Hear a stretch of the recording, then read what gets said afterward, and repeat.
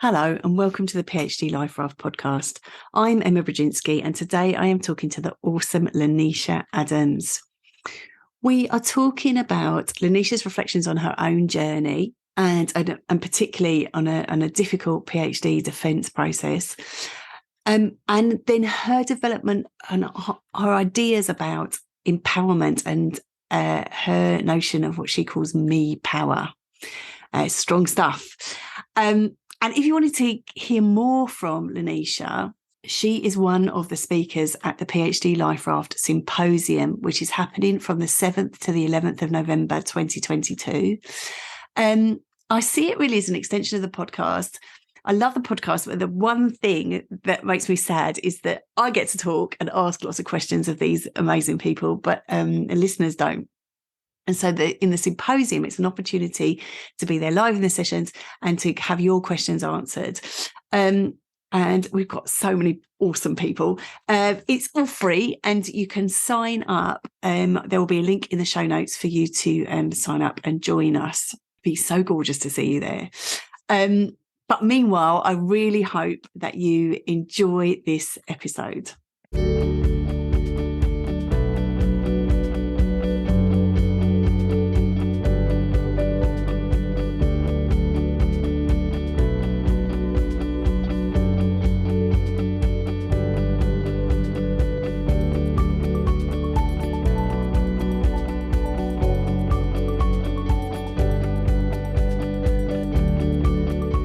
Hello, LaNysha. Hey there. Oh, I'm so excited to finally be meeting you. Done a bit of emailing, and I love the work you do, and I was like, oh, how nice! I'm gonna just be able to get to know you a little bit. So this is nice for me. but hopefully I know it's going to be, because your work is so awesome. I know it's going to be really helpful for lots of people, and thinking about empowerment and all that good stuff. So thank you for the work you're doing, and thank you for being here. Thank you so much for having me. What an honor. We've just been discussing Preston and Lancashire, because you came over to visit. And I was in the same bit of the country, but we never saw each other. But now we're here. Well, we're not here together, but we focused on this work with around education and the kind of politics of education and what that means for people within education. But before we get into that, I'm going to ask the same as I ask everybody, but just tell us a little bit about yourself and your own journey kind of up to and into the PhD and beyond. Absolutely. So I'll start my journey with this idea that at the age of 13, I wanted to be an architect, and I thought, oh, I'll design really cool buildings. I'll know exactly how to go about this. And then my ability to draw and to sketch and to do some of the basic tasks that architects do did not come easily to me. My mom would take me to the library, and she was very particular, like, oh, you want to do this? Okay, you have the skill to do this. So let's find out, what kinds of skills architects need. She's not very well educated, but she was smart enough to figure out, like, hey, you should have skill in this area if you're going to pursue this. Love that. So I figured out I did not have the aptitude for that, but I started reading very early. I love languages. And then I was asking the librarians, like, what's the science of language, because I didn't know that you could get a job reading, writing, thinking, and doing all of that. I didn't know that that would be my path. Wow. So I really, I started reading Chomsky when I was in middle school, and just decided, that was kind of wild. I had decided that, there has to be, because where I'm from, right, in Southern California, I grew up immersed in Spanish in the surrounding community. Right. My mom is African American with a lot of mix, and my dad is from Western Samoa. So my family speaks Samoan as a language, and then there's the Spanish we were immersed in Southern California, being some of my best friends being Persian and Armenian, so that we have Farsi, we have Armenian as languages, and a bunch of other languages in the area, right? So I was thinking, Right. man, that'd be really cool to study and really learn what that's about. And so that really started my journey, thinking I would pursue a doctorate because I wanted to be a professor of language, and not Wow. just like teaching a foreign language or English, but teaching about language, the social and cultural components of that. And so that's what started me on my journey. Amazing. Amazing. And then how was it? How was that journey? Was it progress? Oh, what a really wild ride, right? Like I think about it, and when we talk about, okay, you have a career idea that you want. So I always wanted to be a professor. Along the journey, I realized, oh, I don't want to do that job. Not full time, and not in the context of labor in America, Right. in the academic market. I don't Right. think that's for me. Right. But I really, throughout the journey anyway, I really was able to use the context of higher ed to pursue my own interests. And I think that's the beauty of it. And even within the discipline, right, of linguistics, applied linguistics. And then when I was getting the doctorate from the University of New Mexico, I studied language, literacy, and sociocultural studies. So super interdisciplinary, very much all of the things that I really love. And I was able to focus in on teacher professional development in the high school level, and like policy factors that shape what that professional development looks like for teachers in a mandatory kind of way. And so it was a beautiful journey. I was able to work on really cool projects that were funded by the U.S. Department of Ed. I also worked for the state legislature because I was doing a lot of education policy work. And that really made it come to life in a way, I'm reading about how it works. I'm reading the law, I'm reading the policies, but then when you see how it plays out, it really gives you a different sense. And so the journey was beautiful until the very end of that journey. That's when I really had the trouble. That's when I really had the trouble. Come on, tell us. We're all friends here. Come on. Oh, man. All right. So I know a lot of people don't talk about this. I mean, on the podcast, we talk about, I hear you always discussing struggles, discussing ways to get through and navigate. And really, sometimes when you're on that raft, you don't want to fall out. I mean, this is the thing, you don't. So the thing that happened to me was that I got to dissertation defense, and there were a lot of red flags that were ignored because I did not have the most aggressive chair wrangling the committee members, right? So I was kind of just navigating on my own. And then I get into the dissertation defense. I have like a lot of audience members. My mother and father-in-law were there. And then I did the defense. They asked me all these questions. I leave the room and they deliberated for about 45 minutes. Now, usually that does not happen. No. You do your defense, they deliberate for 10 or 15 minutes, they come back in, they congratulate you, they shake your hand. Oh, congratulations, Dr. So-and-so, right? So when my dissertation chair came out of the room and said to me, hey, look, you're not going to be able to pass go. You're not going to be able to collect $200 a Monopoly reference. I was just like flabbergasted because I said, well, what am I supposed to do? And he said, don't say anything. Just listen to what they have to say and you'll just do what they need you to do, like a checklist. And so I said, okay, great. So we go back in there, and the committee, they really loved my presentation, and they felt like the way I wrote my dissertation was like a report.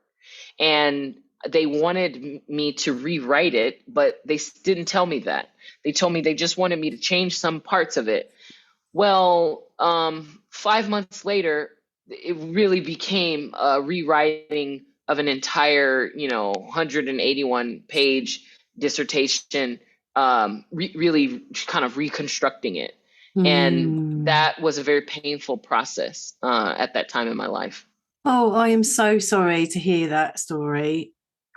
But what I'm interested in is that you kind of the semantics of this academic code that says we just want you to do, just some little changes, because that's they would say that so much. And actually what they're really talking about is this radical rewrite. And like you said, had they said that, maybe you could have received it differently, or maybe not. I mean, I think people do it to be kind, don't they? In terms of, well, it's just a few changes we're looking at.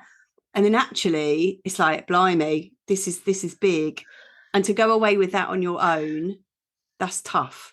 Yeah, and actually the process as it's supposed to work is, if the committee doesn't think that you're ready to finish, they need to not allow you to get to that point. It's kind of like this unspoken code that once the committee agrees that you should defend, then that means that they're ready, they're satisfied, they're sufficiently satisfied, and any other changes are just minor, and it is true. So there was a little bit of shenanigans happening on that committee because of interpersonal dynamics that I was not privy to, right? And I learned the hard way. You hear these horror stories. Unfortunately, I'm one of the statistics. I find myself in this very odd range of being a statistic. Sometimes that's good, and other times it's not so great. No. And as you say, actually, that's why that's the big job for, we in the UK we have the kind of the supervisor and advisor. In the US it's the committee, to look at the work and to monitor the work, and it's to help to say, well, it's a difficult one, because ultimately you're writing in the UK writing for your examiners, but in the US that's more blurred, isn't it? And so this sense of, are you happy with the work? Are you happy with this work? And I really struggled with that. But how I was able to get through was by shutting down all aspects of my life. I mean, I had gotten married, so I defended my dissertation, got married, moved from New Mexico, where I was, to Washington, D.C. to start a new life and start a new job. And I ended up I did the fellowship in the summer, and then I ended up declining a full-time position so that I could focus on the task at hand, which was one of the more insurmountable things at that point in my life, because I didn't know what it would mean to have to track down the committee members. I had 5, to track them down, to get what I needed from them across the time zones.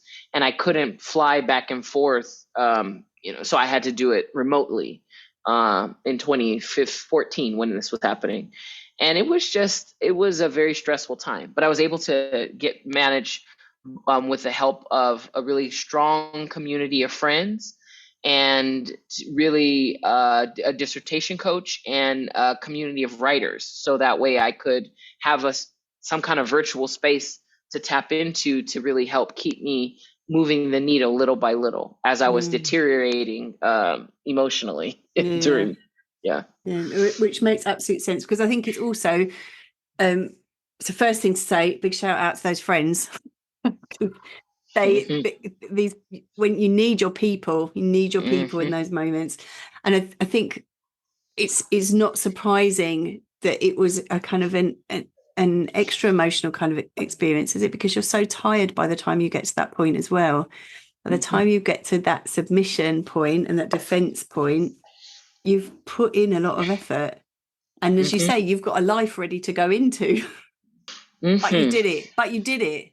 Yes. That's in the rear view now. And that is a real achievement. And I think just to kind of to put that out there for people, if they are finding themselves in a tricky moment, that it will pass, and that it is doable, getting those resources in place, as you did. You're clearly a very resourceful person, and you found what you needed.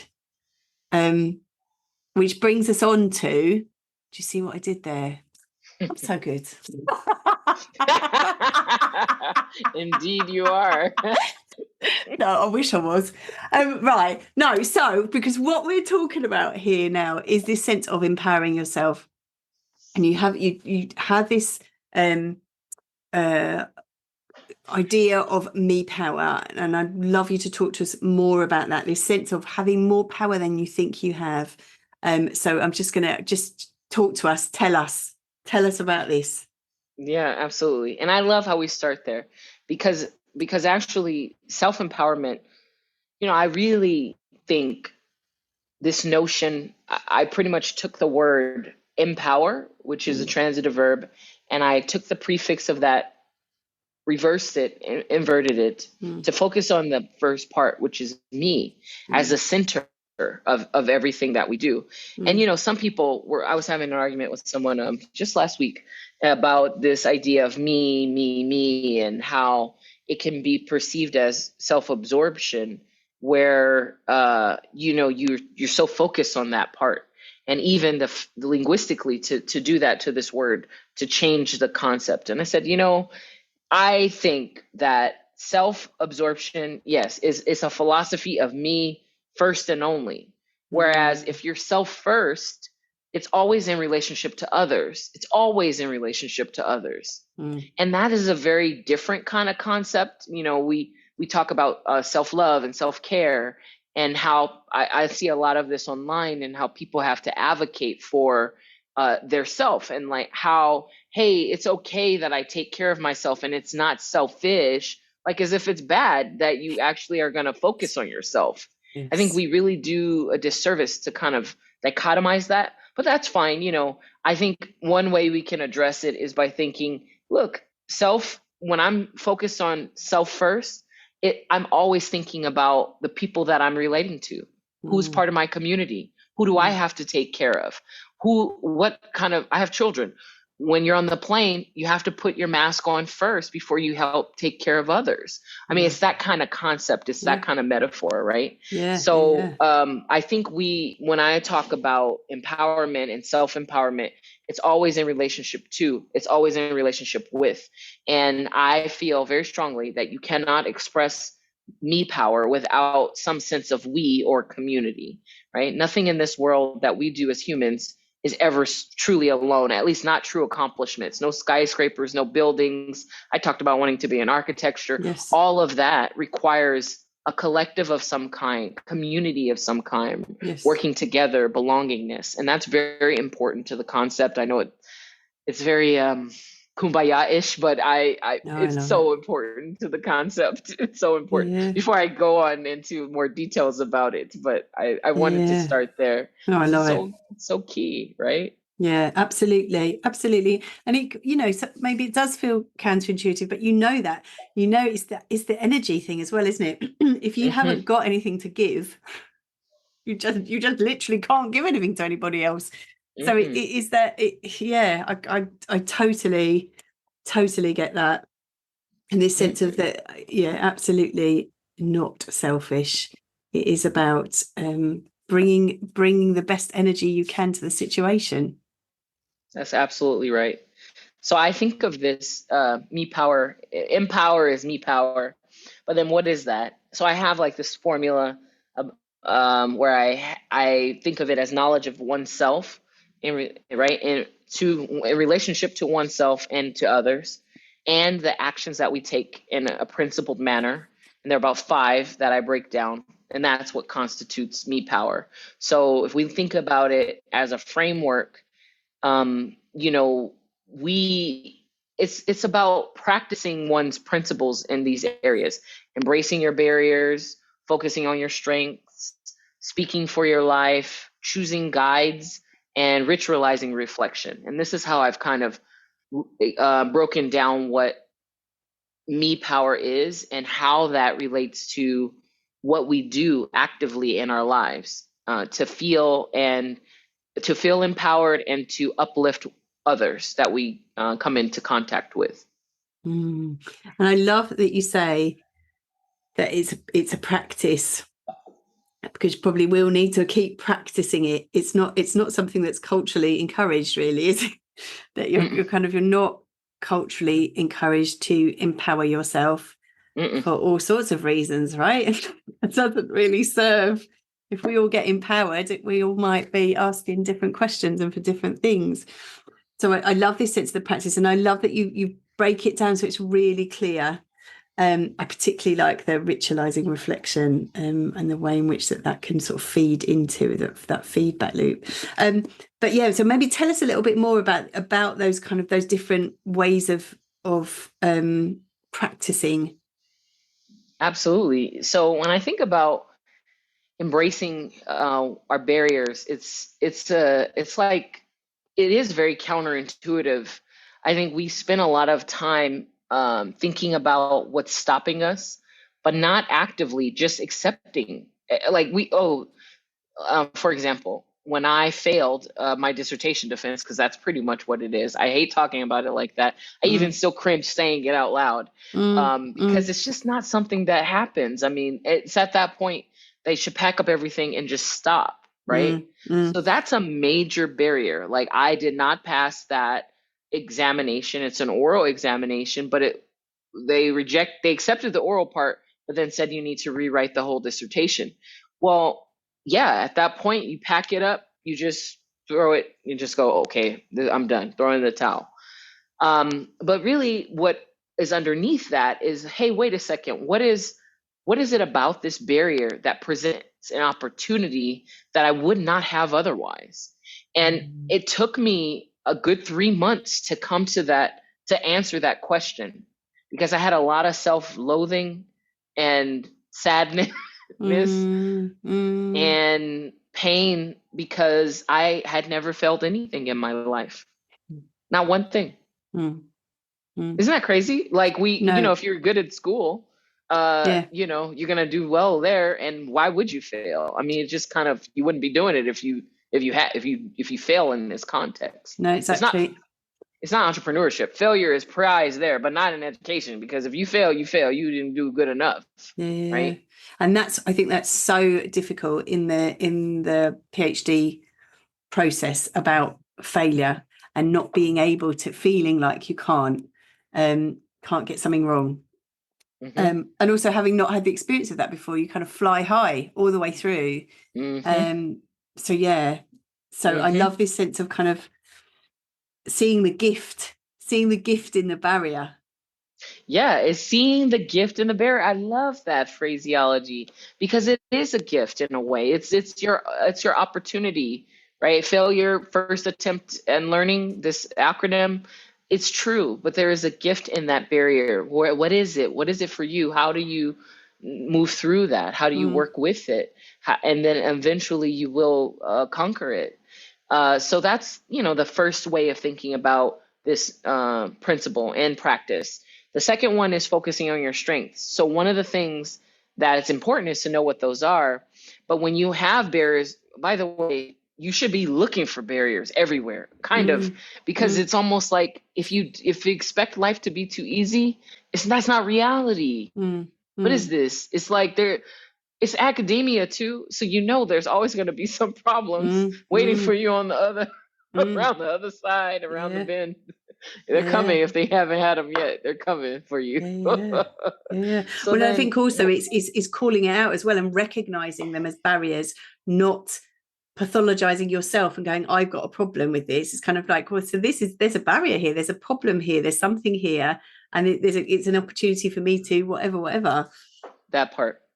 And that Yeah, way you then can choose how you're going to engage or not engage with that. yeah, How you going yeah, to solve it, right? It's your yeah, choice. yeah, And then you can focus on your strengths, which for me, I mean, I think for a lot of us, right? A lot of our listeners, a lot of people in academia is solving problems, looking at it contextually yeah, and deconstructing, okay, here's the problem, problematizing the situation, being able to deconstruct that problem and then come up with some potential solutions for solving it. yeah, And that puts you in like a more external, it's like that's a less emotional kind of yes, process. it's yes, it's like, oh well, let me look at this, and then we can think about it in a meta way of what are my strengths here, right? If that's one of my strengths, then how can I approach this? Oh, I don't think this is a very funny situation, but humor is one of my top strengths according to some mm, assessments I've taken. So I'm going to be a little tongue in cheek about the process.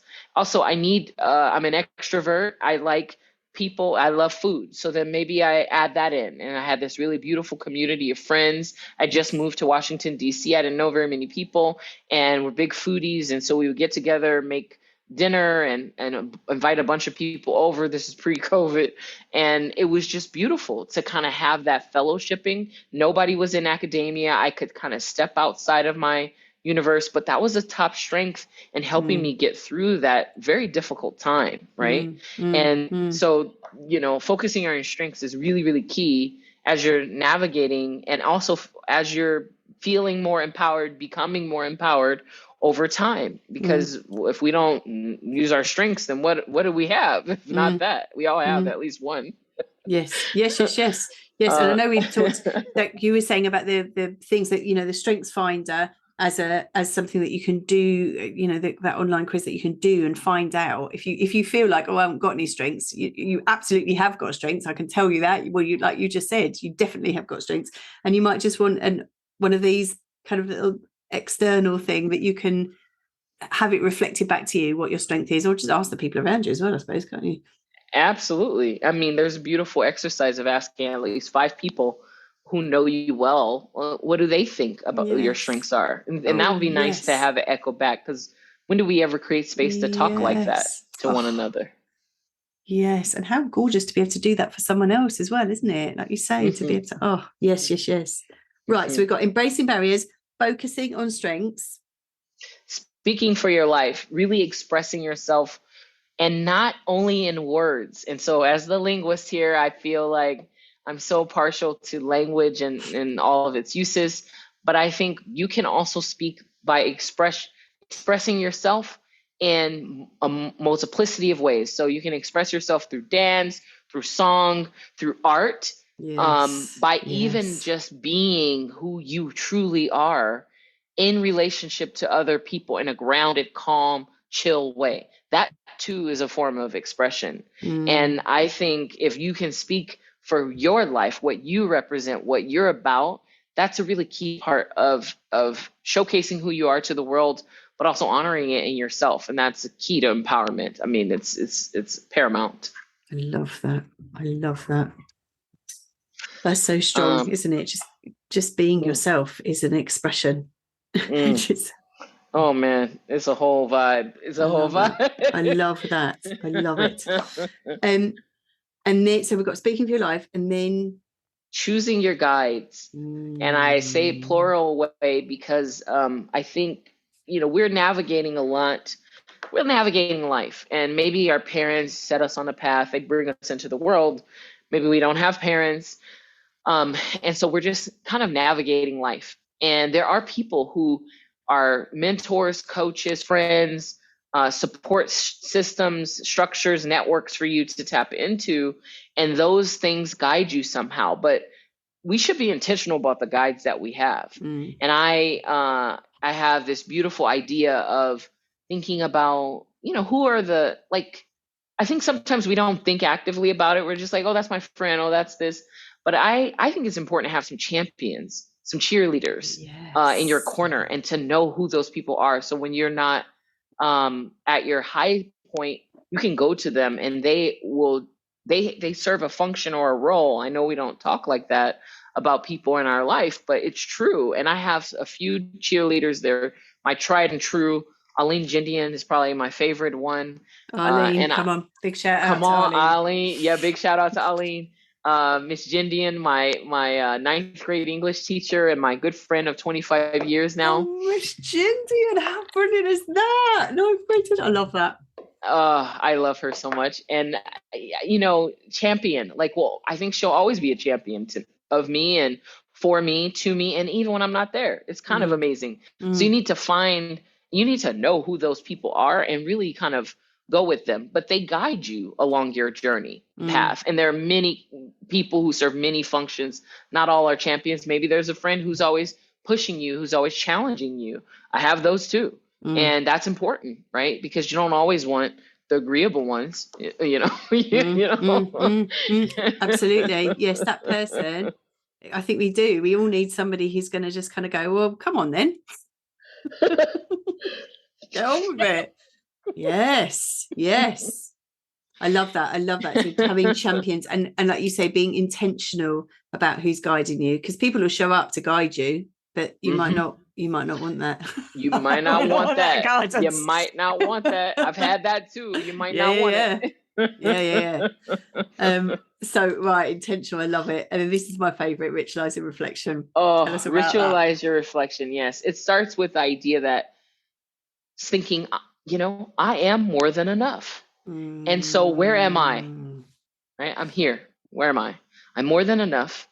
So let me think about how that's true, how maybe that hasn't always been true, and where am I going?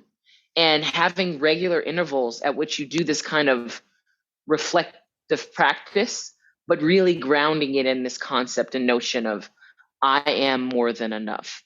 So we're always looking for something more. I think a lot of us are, especially in academia, we're always trying to accomplish something, do this, do that, do the next thing in forward motion. And it's easy to feel like where you're at is not where you want to be. So we need to take a lot of time out to reflect on, hey, I'm here, right now. And here I am. I am more than enough. I am full stop. More than enough. I love that. I love that. That's an episode in itself, isn't it? I am more than enough. More than enough. Oh, thank you so much. That's so much food for thought. Really, really gorgeous stuff. I'm aware of time. I am aware of time. And so I'm going to need to, I could talk for so much longer. I hope we do talk many, many times and more. But I need to ask you now the unfair question of a top tip or some idea to take away. And it might be just repeating one of the gorgeous points that you've already made. Yeah, I think one of my favorite top tips is just remember wherever you are, whatever you're doing, whatever you're struggling with, there's always someone you can talk to for free. And as many coaches and as many people offering services and doing this, most of them have opportunities to discuss, to pick their brain in a consultation. Some charge, most don't. And I just want people to remember that there is always at least one person you can talk to. Yes, you are not on your own. You are not on your own. You're really not. That's come through so strongly in talking to you, LaNysha, about just community and being with other people. I love it. Thank you so much. Thank you for your awesomeness and for taking time to talk to us about this. Thank you so much for having me. And I'm happy to be on the life raft with everybody. Come on in.